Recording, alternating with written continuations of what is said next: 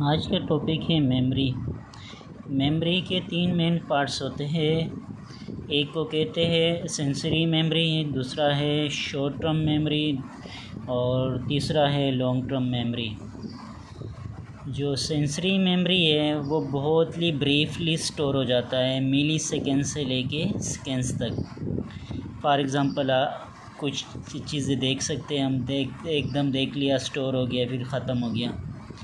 या कुछ सुनते हैं हम, एडिटरी हमारे पास जो सिस्टम होता है, सुन लिया, फिर हमने स्टोर किया कुछ सेकेंड्स के लिए, फिर ख़त्म हो गया।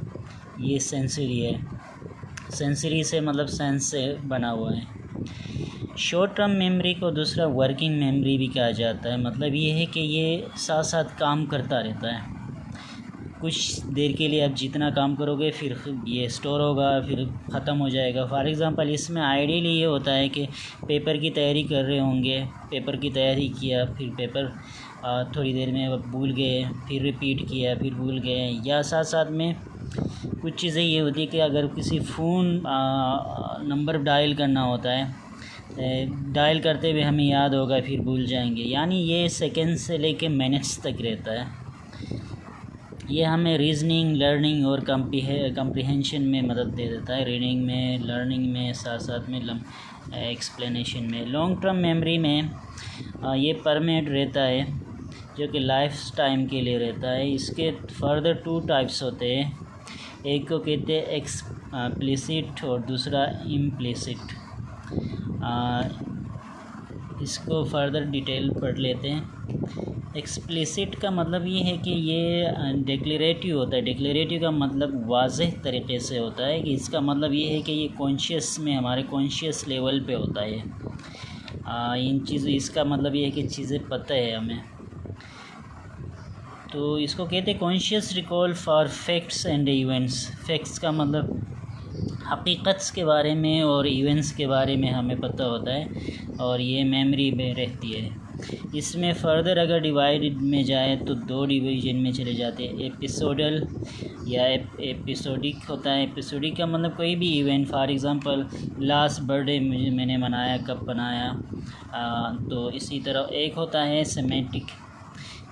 सेमेंटिक का मतलब ये होता है कि मानी कुछ meaningful they, general knowledge. For example Pakistan का कैपिटल क्या है, तो ये हमारे मेमोरी में रहता है परमानेंटली, कुछ चीज़ें जनरल नॉलेज के रिलेटेड। तो इसको हम मानी खेस अल्फाज में इस्तेमाल कर सकते हैं। अच्छा, ये हमारे ब्रेन में कहाँ पे, कौन से एरिया में ये कंट्रोल होता है, जो लॉन्ग टर्म मेमोरी है, और साथ साथ में ये कि कॉन्शियस रहे। कॉन्शियस का मतलब ये है कि वो चीज़ याद हो, हम इसको वाज़ेह एक्सप्लेंस करें, समझ जाए। तो ये हमारा सेरिब्रल कॉर्टेक्स है, स्पेशली हिप्पोकैम्पस है, ये एरिया कंट्रोल करता है इस चीज़ को। अब दूसरा, ये लॉन्ग टर्म मेमोरी में दूसरा जो मेन पार्ट है वो इम्प्लिसिट है। इम्प्लिसिट का मतलब ये है कि नॉन डिक्लेयर, ये पोशीदा रहता है।